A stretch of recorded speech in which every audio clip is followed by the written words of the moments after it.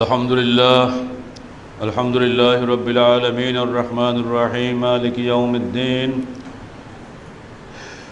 يا أيها الذين آمنوا اتقوا الله حق تقاته ولا تموتن إلا وأنتم مسلمون يا أيها الناس اتقوا ربكم الذي خلقكم من نفس واحدة وخلق منها زوجها وبث منهما رجالا كثيرا ونساء واتقوا الله الذي تساءلون به والأرحام إن الله كان عليكم رقيبا يا أيها الذين آمنوا اتقوا الله وقولوا قولا سديدا يصلح لكم أعمالكم ويغفر لكم ذنوبكم ومن يطع الله ورسوله فقد فاز فوزا عظيما أما بعد فقد قال الله تعالى في الكلام المجيد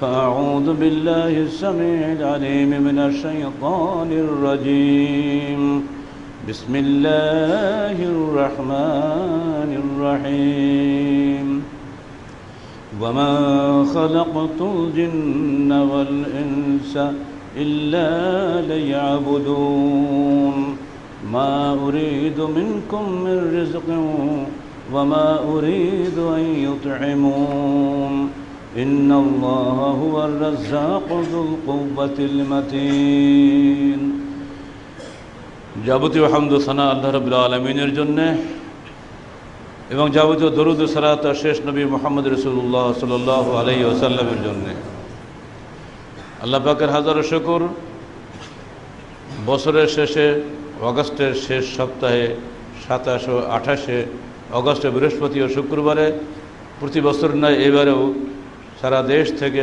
আগত সবচেয়ে বাছাইকৃত কর্মীদের এই সমাবেশ সফলভাবে অনুষ্ঠিত হলো।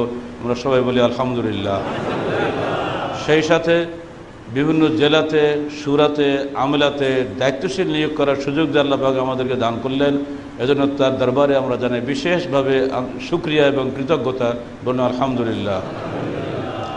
আমাদের যেসব ভাইরা আজকে সুযোগ থেকে বঞ্চিত হলেন, আমরা আশা করি আল্লাহ পাক তাদেরকে দ্রুত সুস্থতা দান করবেন এবং তারা পুনরায় যেন আবার এখানে এসে আপনাদের সঙ্গে এই মিলন মেলায় বসে জান্নাতের গুল বাগিচায় আনন্দ ঘন পরিবেশে আবারও যেন দিনের দাওয়াতি কাজ করার জন্য জাজবা অর্জন করতে পারেন। আল্লাহ পাক যেন তাদেরকে আবার আমাদের মধ্যে ফিরিয়ে আনা তৌফিক দান করেন। আহলে হাদিস আন্দোলন বাংলাদেশ কি চায়? এইসব সম্মেলন কেন? বাংলার জমিনে বহু দল আছে, এই দলের বিরুদ্ধে মানুষের এত আপত্তি কেন? এই দলের বইয়ের ব্যাপারেও আপত্তি কেন? এই দলের নেতাদের বিরুদ্ধে ভিতরে ভিতরে আক্রোশ ফুঁসে উঠছে কেন? বাইরে কোনো কিছুই তারা পাচ্ছে না, কোনো ধরার মতো কোনো দোষ খুঁজে পাচ্ছে না। মিথ্যা অপবাদ দিয়েও জেল খাটিয়ে কোনো লাভ হয়নি, বরং আরও উল্টা হয়ে গেছে। ফলে কি চায় এরা? এ বিষয়ে অনেকের মধ্যে ধারণা স্পষ্ট নয়। এটাই আমরা আপনাদের সামনে পরিষ্কার তুলে ধরার চেষ্টা পাবো। আমা তৌফিকি ইল্লা বিল্লাহ আলাইহি তাওয়াক্কালতু ওয়া ইলাইহি উনীব। আল্লাহ বলছেন ওমা খালাকতুল জিন্না ওয়াল ইনসা ইল্লা লিয়াবুদুন। আমরা জিন এবং ইনসানকে সৃষ্টি করেছি শুধুমাত্র আমার দাসত্ব করার জন্য। ইয়াবুদুনি ওয়াক্ফ হওয়ার কারণে ইয়াটা বাতিল হয়ে গেছে। তারা আমার ইবাদত করবে, আমাদের না। আল্লাহ সব জায়গাতে আমাদের বলেন, এইখানে এসে ইয়াবুদুনি বলে দিয়েছেন, কারণ আমি ছাড়া আমার কোনো শরীক নাই। ইন্নানি আনাল্লাহু লা ইলাহা ইল্লা আনা ফা'বুদনি। ইন্নানি আনাল্লাহু, নিশ্চয়ই আমি আল্লাহ। ভাষাটা খেয়াল করছেন? আমি কয়বার হলো? ইন্নানি আনাল্লাহু লা ইলাহা ইল্লা আনা, নাই কোনো উপাস্য ইল্লা আনা, আমি কয়বার হলো? এবার 3 বার। ফা'বুদনি, আমার দাসত্ব করো। কতবার হলো? 4 বার হলো। কিন্তু অন্য জায়গায় ইন্না আ'তাইনাকাল কাউসার, আমরা তোমাকে কাউসার দান করেছি, ওখানে গিয়ে আমরা। কিন্তু তৌহিদের ক্ষেত্রে কোনো আপোষ নাই। আল্লাহর বক্তব্য স্রেফ আমি, আমার কোনো শরীক নাই। ইন্নানি আনাল্লাহু লা ইলাহা ইল্লা আনা ফা'বুদনি, এই যে কঠিন প্রত্যয় দৃপ্ত এই বাক্য বলা, যারা ভাষা সম্পর্কে জাগ্রত সচেতন তারা বুঝেন তৌহিদের বাক্য কত কঠোর, এখানে কোনোই আপোষ নাই। সেজন্য বলছে ওমা খালাকতুল জিন্না ওয়াল ইনসা, আমরা জিন এবং ইনসানকে সৃষ্টি করি নাই শুধুমাত্র এই জন্য সৃষ্টি করেছি যে ওরা আমার দাসত্ব করবে। এইখানে গিয়ে শয়তান বলে, আল্লাহ তুমি যখন আমাকে রজিম করে দিয়েছো, মালউন করেছো, অভিশাপ দিয়ে জান্নাতে বের করে দিলে, তুমি আমাকে আনজারনি ইলা ইয়াউমি ইউবআসুন, আমাকে কিয়ামত পর্যন্ত আয়ুটা বাড়িয়ে দাও। আল্লাহ বললেন ঠিক আছে, তোকে আয়ু বাড়িয়ে দিলাম, তুই কি করবি? আমি তোমার বান্দাদের পিছিয়ে লেগে থাকবো, যাতে ওরা তোমার দাসত্ব করতে না পারে, আমি দিন রাত সেই কাজটাই করব। আল্লাহ বলেন ঠিক আছে, তোকে সুযোগ দিলাম, ইল্লা ইবাদাল্লাহিল মুখলাসিন, কিন্তু আমার যারা মুখলেস বান্দা হবে তাদেরকে তুই কিছুই করতে পারবি না। আল্লাহর সঙ্গে ইবলিসের চ্যালেঞ্জ হলো না এটা? আমাদের কি করতে হবে? আমরা আল্লাহর পক্ষে থাকবো না ইবলিসের পক্ষে থাকবো? বললেন তো জোরে সোরে, কাজটা তো উল্টা। এই ইবলিসের সঙ্গে আল্লাহ লড়াই হচ্ছে। ফারিকুন ফিল জান্নাহ ফারিকুন ফিস সাঈর, একদল জান্নাতের জন্য সৃষ্টি হয়েছে আমরা, আর একদল জাহান্নামের জন্য সৃষ্টি হয়েছি। যারা আল্লাহর পক্ষে লড়াই করবে তারা জান্নাতি হবে, আর যারা শয়তানের পক্ষে লড়াই করবে তারা জাহান্নামী হবে। ইন্নাল্লাযিনা আমানু ইউকাতিলুনা ফি সাবিলিল্লাহ ওয়াল্লাযিনা কাফারু ইউকাতিলুনা ফি সাবিলিত তাগুত। পরিষ্কার আল্লাহ বলে দিচ্ছেন, আল্লাযিনা আমানু, যারা ঈমানদার, ইউকাতিলুনা ফি সাবিলিল্লাহ, তারা লড়াই করে আল্লাহর রাস্তায়। ওয়াল্লাযিনা কাফারু, যারা কাফের অবিশ্বাসী, ইউকাতিলুনা ফি সাবিলিত তাগুত, তারা তাগুতের রাস্তায় লড়াই করে। কোনো মানুষ কিন্তু বসে নাই, এমনকি মানুষের দেহ প্যারালাইজড হয়ে গেল, brain always working. Stephen Hawking বর্তমান বিশ্বের যাকে সেকেন্ড আইনস্টাইন বলা হয়, তার দেহের কোনো অংশ কিন্তু এই প্যারালাইসিস হতে বাকি নেই। 1963 সাল থেকে ও প্যারালাইজ হয়েই পড়ে আসে, অথচ ব্রেনটা তার তাজা। ওই ব্রেন দিয়ে সে আবিষ্কার করতেছে ঈশ্বর বলে কিছু নাই, পরকাল বলে কিছু নাই। তা ব্রেন এত তাজা, 12 জন ডাক্তার চারিপাশে যন্ত্র নিয়ে ফিট করে বসে থাকে, ওই মুখে তো কথা বলতে পারে না। তো ব্রেনের মধ্যে কি চিন্তা হয়, যে কম্পন হয়, ওই কম্পনের যন্ত্র দিয়ে ধরে বৈজ্ঞানিকরা ওই কম্পন দিয়ে বুঝে নেয় উনি কী বলতে চাচ্ছে।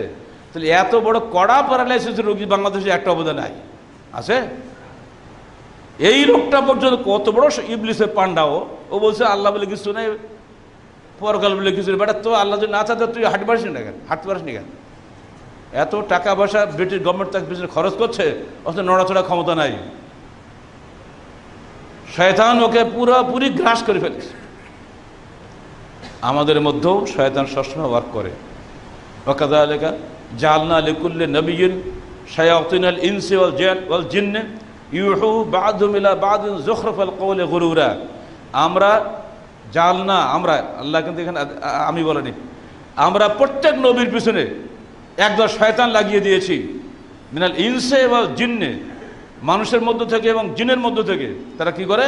ইউহু বা'দুহুম ইলা বা'দিন যুখরাফাল কওলি গুরুরা, তারা একে অপরের পেছনে চমৎকার চমৎকার যুক্তিপূর্ণ কথা বলে এবং প্রতারণামূলক কথা বলে। সূরা আল আনআম 112 নম্বর আয়াত পড়ে দেখেন। এরপরে আল্লাহ পাক বলছেন ওয়াইন তুতি আকসারা মান ফি তাম্মাত কালামাতু রাব্বিকা সিদকাম ওয়া আদলা লা মুবাদদিলা লিকালিমাতি ওয়া হুয়াস সামিউল আলিম। মনে রেখে তো হে মানুষ, তোমার প্রভুর কলেমা পরিপূর্ণ হয়ে আছে সিদকাম ওয়া আদলা, সত্যতা দিয়ে এবং ন্যায় নিষ্ঠা দিয়ে। লা মুবাদদিলা লিকালিমাতি, আল্লাহর এই কলেমার পরিবর্তনকারী কেউ নাই, তিনি হলেন সবকিছু শ্রোতা এবং সর্বজ্ঞ। এবারে বলছেন ওয়াইন তুতি আকসারা মান ফিল আরদি ইউদিল্লুকা আন সাবিলিল্লাহ ইন ইয়াত্তাবিউনা ইল্লা আয-যান্না ওয়া ইন হুম ইল্লা ইয়াখরুসুন। হে মুহাম্মদ সাল্লাল্লাহু আলাইহি সাল্লাম, খবরদার, যদি অধিকাংশ লোকের কথা শুনে তুমি কাজ করার সিদ্ধান্ত নাও, ইউদিল্লুকা আন সাবিলিল্লাহ, ওরা তোমাকে আল্লাহর পথ থেকে বিচ্যুত করবে। ইন ইয়াত্তাবিউনা ইল্লা আয-যান্না, অধিকাংশ লোক ধারণার অনুসরণ করে। ওয়া ইন হুম ইল্লা ইয়াখরুসুন, অধিকাংশ লোক অনুমান ভিত্তিক কথা বলে। এই 3টা আয়াত পরপর সাজিয়ে নেন, সিরিয়ালি 3টা আয়াত বাড়িতে ভালো করে তফসির দেখে নেন।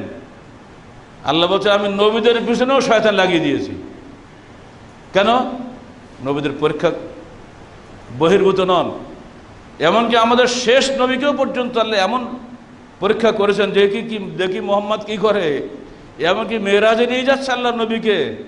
সেখানে গিয়েও যখন মেরাজে উঠবেন, সিঁড়িতে উঠবেন বাইতুল মুকাদ্দাস থেকে, সেখানেও জিবরিল তাকে নাস্তা নিয়ে এসছেন, এক পাত্র মদ, এক পাত্র দুধ।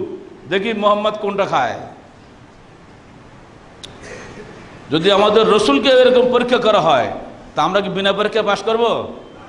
আল্লাহরা গান গায় না, বিনা পরীক্ষায় পাশ নাই হয়, পরীক্ষা ছাড়া পাশ নাই। বড় পরীক্ষায় বড় পুরস্কার, ছোট পরীক্ষা ছোট পুরস্কার। দাখিলি লেখাপড়া করলে দাখিলি সার্টিফিকেট পাওয়া যাবে, এমএ পড়লে এমএ সার্টিফিকেট পাওয়া যাবে, পিএইচডি করলে ডক্টর সার্টিফিকেট পাওয়া যাবে। আপনি যদি বলেন আমির জামাত যদি ডক্টর, তো আমি কেন পারবো না? আমার অধিকার বেশি। মানে না সবাই সমান, তাই তো বলতে পারবেন? এ তো মানে না আপনাদের অভ্যাস হয়ে মানে না, এটা অভ্যাস বাংলাদেশে। কিন্তু আল্লাহর যে এই বৈষম্য, এটা আল্লাহ সৃষ্টি করেছেন, এটা আপনাকে মানে নিতেই হবে, কোনো উপায় নাই।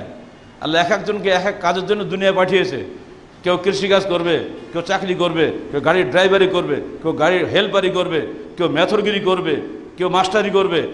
এই পৃথিবীকে আল্লাহই চালায়, মানুষ চালায় না।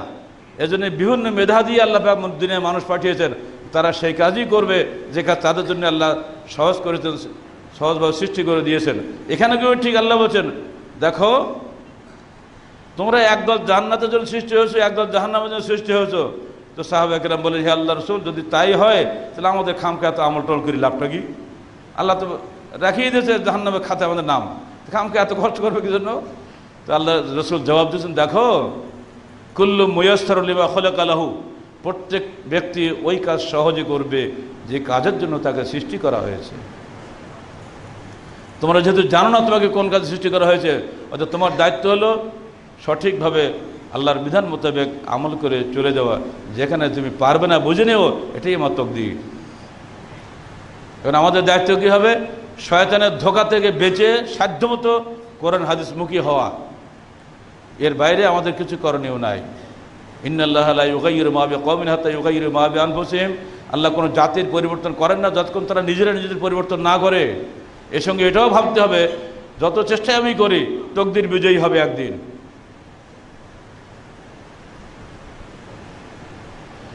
ওয়াইন তোতে আকসারা মান ফিল আরদে, অধিকাংশ লোকের কথা শুনে যদি তুমি কাজ করো তুই পথভ্রষ্ট হবে। কেন বলা হলো? তার আগের আয়াতে আল্লাহ বলে দিচ্ছেন, তাম্মাত কালিমাতু রাব্বিকা সিদকাম ওয়া আদলা, তোমার প্রভুর কলেমা পরিপূর্ণতা লাভ করেছে সত্যতা দিয়ে এবং ন্যায়নিষ্ঠা দিয়ে। লা মুবাদ্দিলা লিকালিমাতি, তোমরা প্রভুর এই কলেমার পরিবর্তনকারী কেউ নাই। অতএব কোরআন এবং হাদিস যেটা সহি আল্লাহর পক্ষ থেকে, তার রাসূলের পক্ষ থেকে এসেছে, এটা অপরিবর্তনীয় সত্যের একটা উৎস। ডিপার্টমেন্টে একসময় ফ্যাকাল্টি মেম্বার ছিলাম চেয়ারম্যান হিসেবে। প্রথম মিটিংয়ে গেছি, 1 ঘন্টার মিটিং, পৌনে 1 ঘন্টা চলল। মহিলা শিক্ষিকাদের কি বলে ডাকতে হবে, প্রভাষক বলবো না প্রভাষিকা বলবো? কি শিক্ষিত ভাইরা কি বলবেন আপনারা? আমি এই মাসকে লেকচারার হয়েছি, ওই মেয়েটাও এই মাসকে লেকচারার হয়েছে, আমাকে বলা হচ্ছে প্রভাষক, ওকে কি বলতে হবে? একদল বলছে লিঙ্গ বৈষম্য নাই, আরেক দল বলছে তাহলে বাপ মা আলাদা কেন, বাবা দুধ খাবো, মহা সমস্যা। এই যে সব পণ্ডিত মেলা হলে তো সমস্যা হয়। আরও বাংলার পণ্ডিত হলেও চেয়ারম্যান, পরবর্তীকালে যিনি ভাইস চ্যান্সেলর হয়েছিলেন। শেষকালে আমি বলেই ফেললাম শেষ দিকে এসে, যে দয়া করে স্বভাব বিরুদ্ধ কথা বন্ধ করুন। মিটিংয়ের মূল এজেন্ডা আমরা 100-র বেশি, সেখানে চলে যান। প্রভাষক হবে কি প্রভাষিকা হবে, জিনিস যা লেখেন তারপর ছেড়ে দেন। কোনো মতেই মিটানো যাচ্ছে না। এই দিন থেকে তওবা করেছে, আর কোনো মিটিংয়ে আমি যাব না।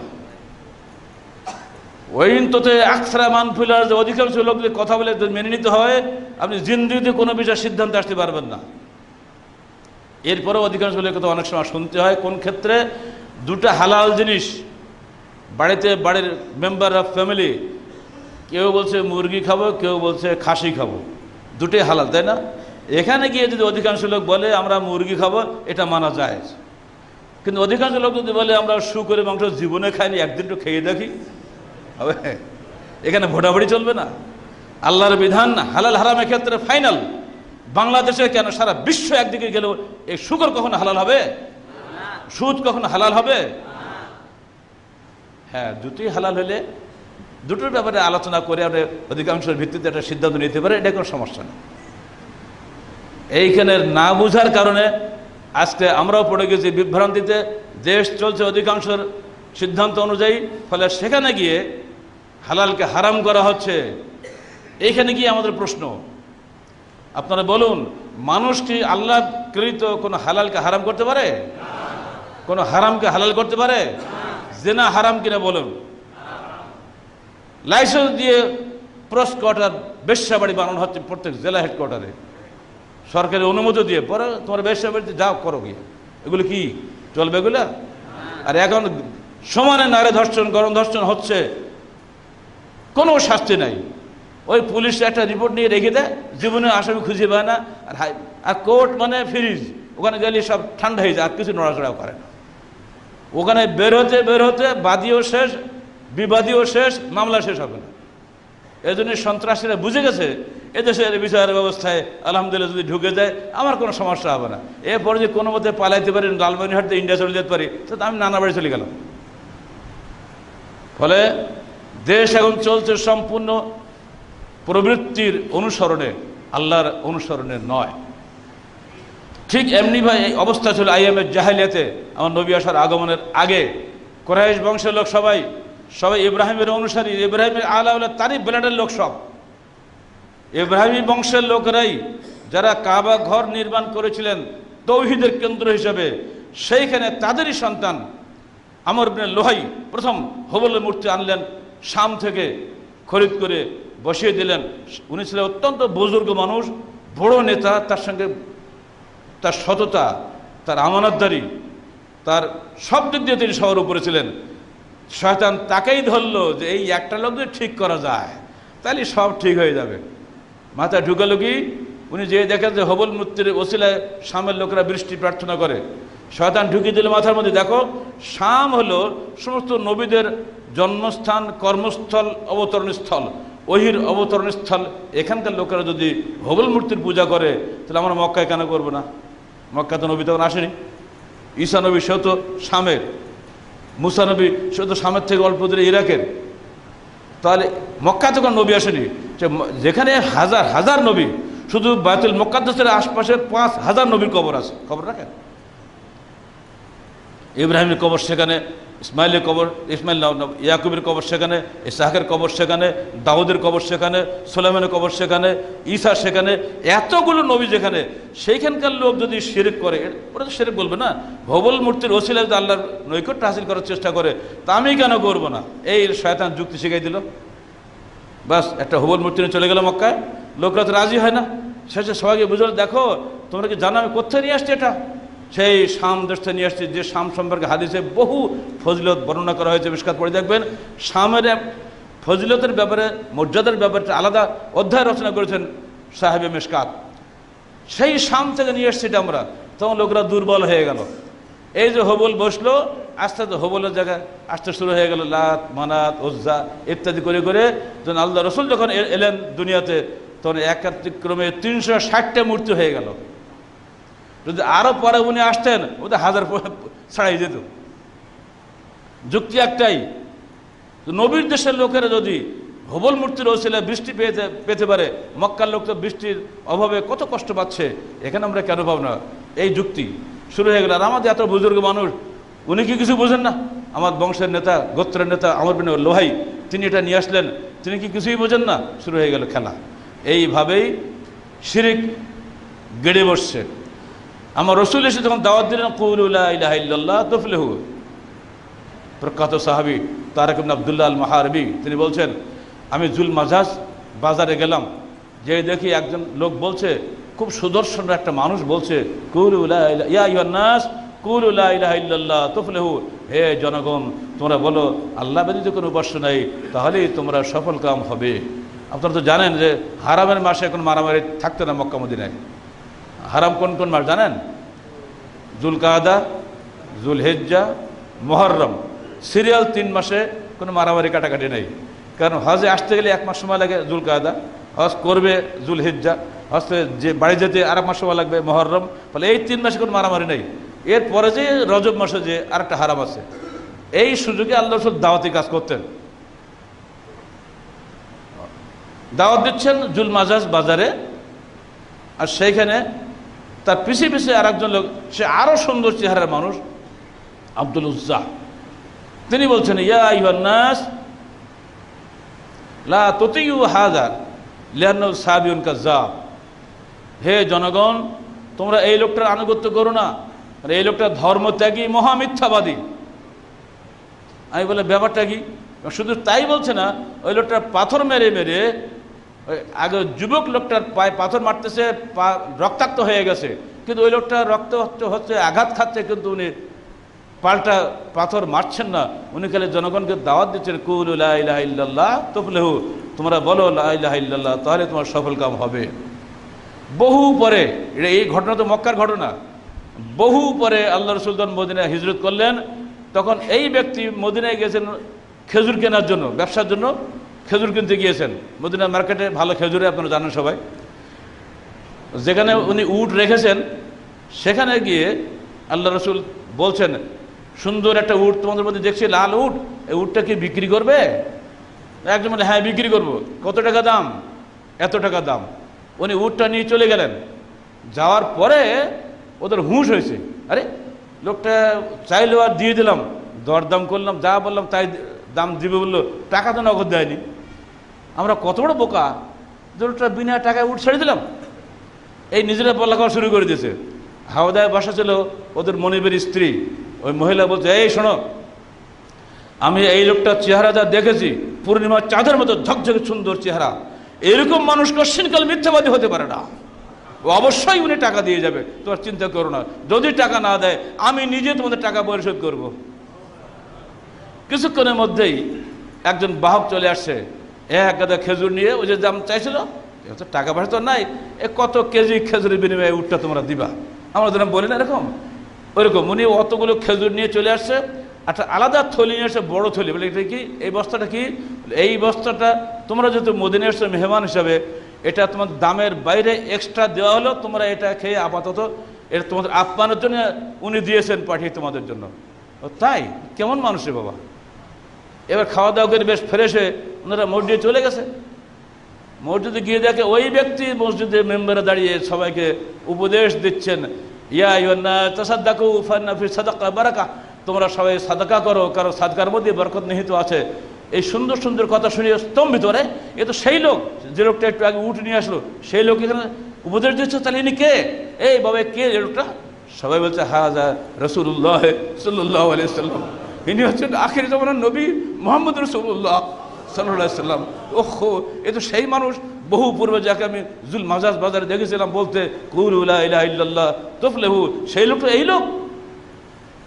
সামনে বলছি, ইয়া রাসূলুল্লাহ, আপনি আমাকে চিনতে পারছেন? হ্যাঁ, তোমাকে যেন কোথায় দেখেছি মনে হচ্ছে। হ্যাঁ, আপনি আমাকে দেখেছেন বহু পূর্বে, যখন আপনি মক্কায় ছিলেন, তখন বাজারে যখন আপনি দাওয়াত দিচ্ছিলেন, আপনার চাচা আবু লাহাব যখন আপনার পায়ে পাথর মারছিল, সেই সময় সবচেয়ে বেশি গালিগালাজ আপনাকে করেছিলাম আমি সেই নরাধম। আল্লাহ পাক এখন আমাকে বাঁচিয়ে রেখেছেন তওবা করার জন্য। সেই নরাধম আমি, আমার সাথীরা মরে গেছে, আমি এখন বেঁচে আছি। কি সৌভাগ্যবান আমি, আজকে আপনাকে পেয়েছি, আপনাকে তওবা করার সুযোগ পেয়েছি। হাত বাড়িয়ে দিন, আমার তওবা কবুল করুন, আমাকে ইসলামে বায়াত গ্রহণ করিয়ে নিন। এই ঘটনা সামনে রাখেন। লা ইলাহা ইল্লাল্লাহর বিপ্লবী বাণী একবার অনুধাবন করুন। আমরা বলে দিয়েছি, সকল বিধান বাতিল করো, ওহীর বিধান কায়েম করো। সকল বিধান বাতিল, লা ইলাহা ইল্লাল্লাহ চলবে, খালি ওহীর বিধান ইল্লাল্লাহ। বিপ্লবী বাণী না এটা? এই বাণী যে হৃদয়ের তন্ত্রিতে তন্ত্রিতে ঝংকৃত হবে, তখনই আপনার মধ্যে বিপ্লব সৃষ্টি হয়ে যাবে, আপনাকে কেউ ঠেকাতে পারবে না।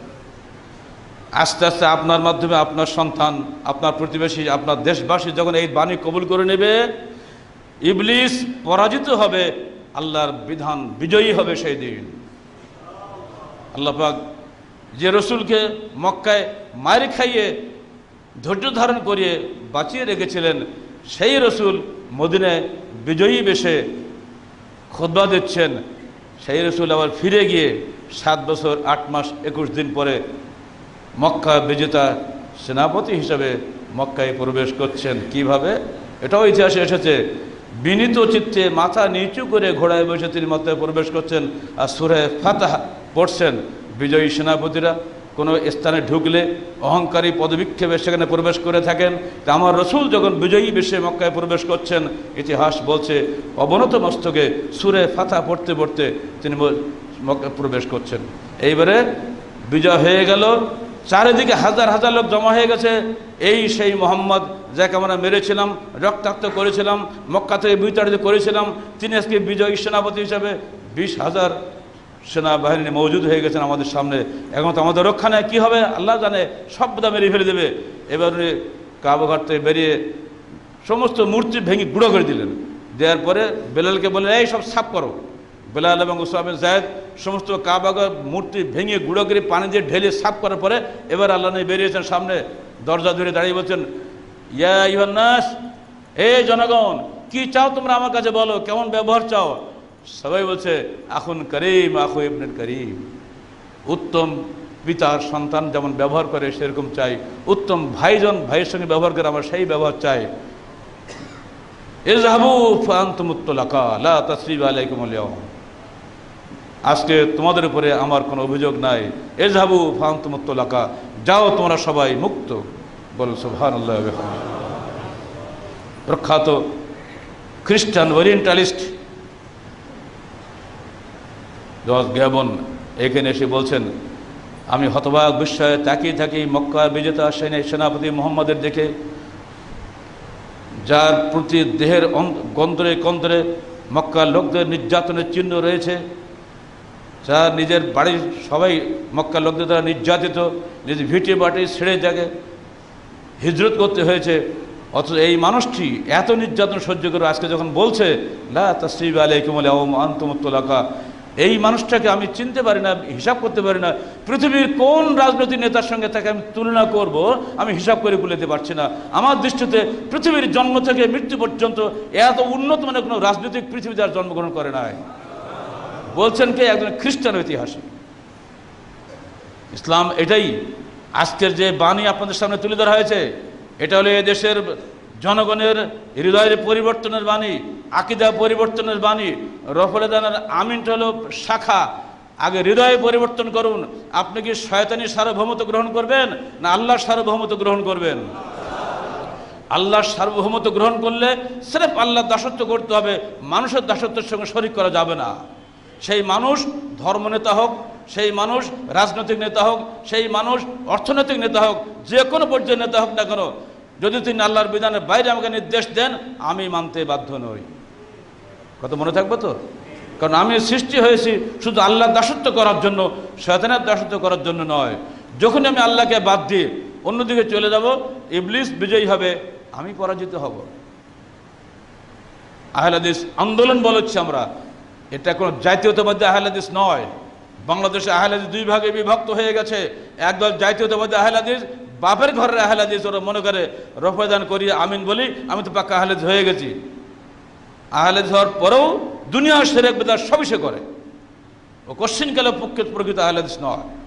আরেক দল আহলে হাদিসের আকীদা বিশ্বাসী, যেটাকে বলে আহলে হাদিস আন্দোলন।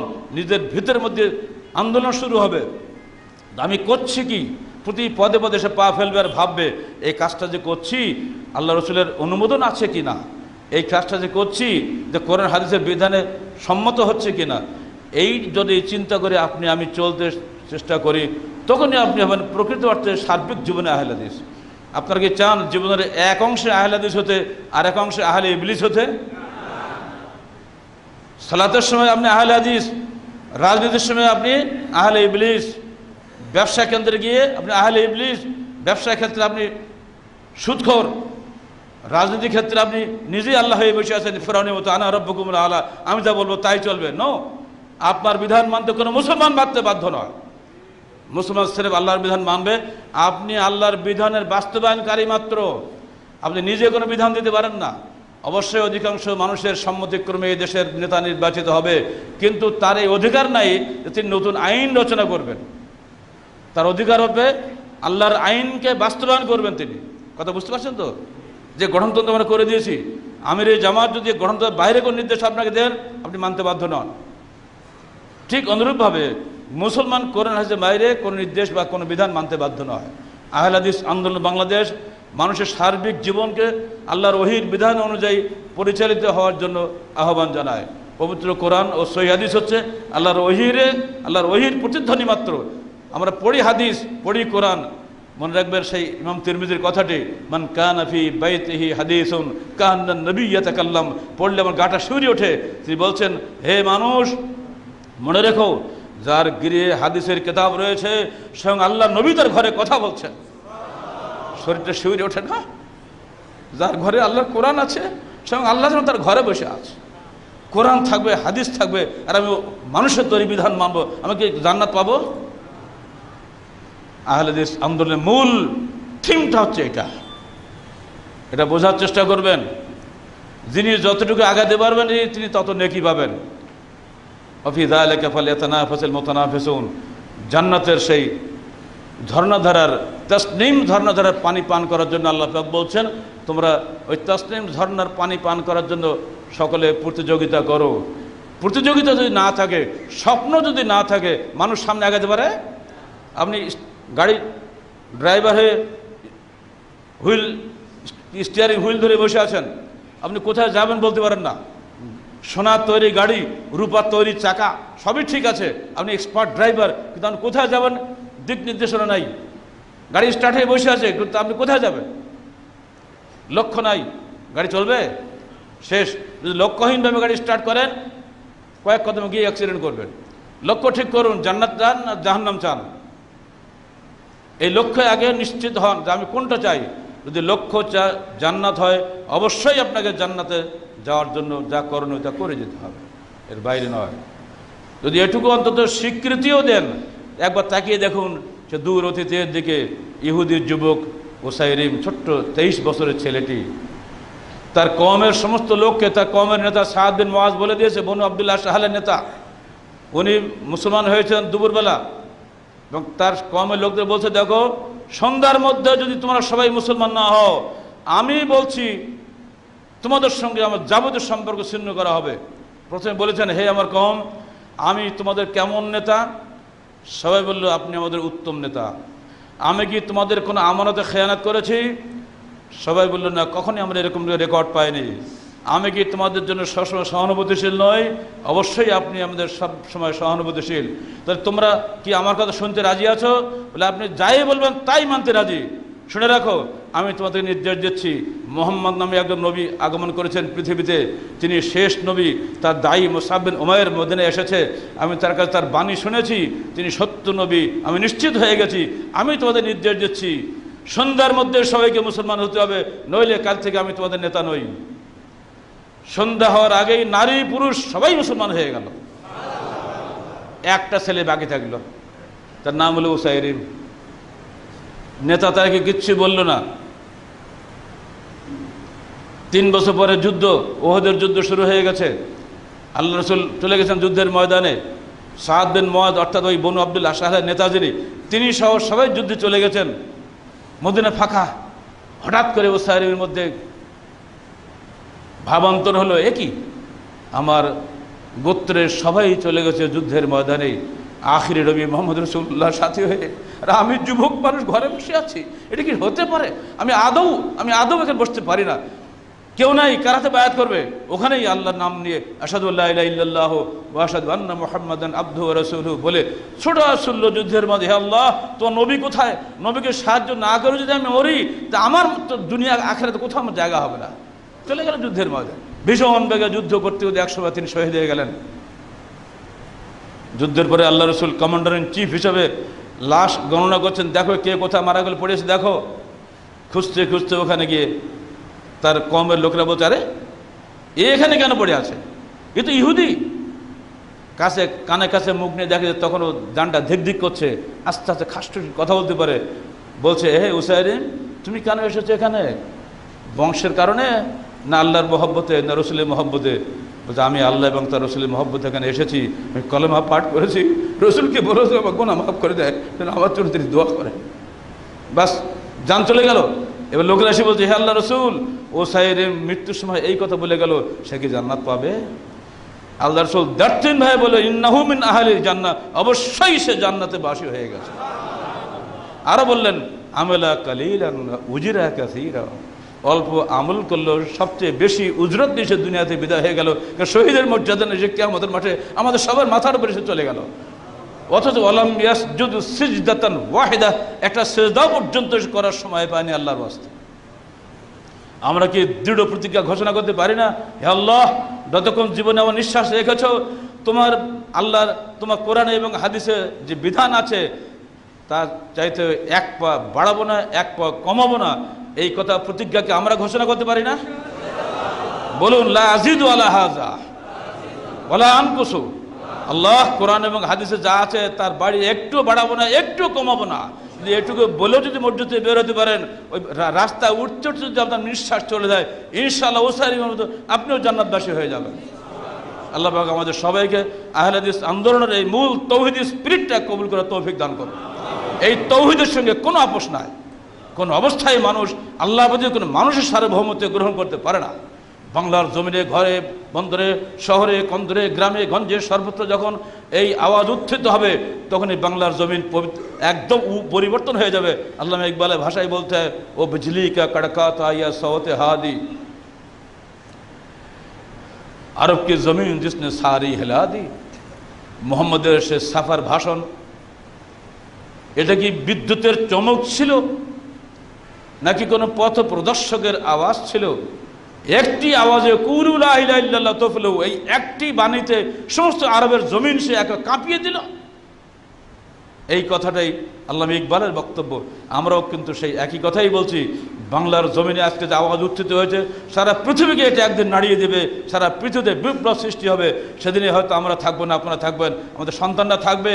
আল্লাহ পাক যেন এই বাংলার জমিনকে, এই সবুজ সুন্দর জমিনটাকে প্রকৃত অর্থে শান্তির জমিনে পরিণত করেন এবং পবিত্র কোরআন ও সহিহ হাদিসের আলোকে এই জমিন আবাদ করার জন্য আল্লাহর কিছু সৎ এবং নেককার এবং সৎকর্মশীল বান্দাদেরকে যেন আল্লাহ পাক এখানে নিজের পক্ষ থেকে নিজের রহমতে যেন নির্বাচন করে দেন। আমরা তো মানুষ চিনি না। পরিশেষে বলবো কর্মীদের সবাইকে, স্বপ্ন দেখুন। স্বপ্নহীন মানুষ প্রাণহীন লাশের মতো। স্বপ্ন দেখুন আমাকে জান্নাত পেতে হবে। স্বপ্ন দেখুন যত কষ্টই হোক আমাকে অবশ্যই কোরআন এবং সহিহ হাদিস মেনে চলতে হবে। চাকরি চলে যাবে, ব্যবসা ধ্বংস হবে, আমাকে জান্নাত পেতে হবে। এই মহান স্বপ্নের আহ্বান জানিয়ে আপনাদের কাছ থেকে বিদায় নিচ্ছি। আল্লাহ পাক যেন আমাদের সবাইকে জান্নাতুল ফেরদাউস নসিব করার তৌফিক দান করুন। আপনাদের সবাইকে ধন্যবাদ জানিয়ে আল্লাহর রহমত প্রার্থনা করে আজকের এই খুতবা শেষ করছি। আকুলু কওলি হাযা আস্তাগফিরুল্লাহ লি ওয়া লাকুম ওয়া লিসাইরিল মুসলিমিন।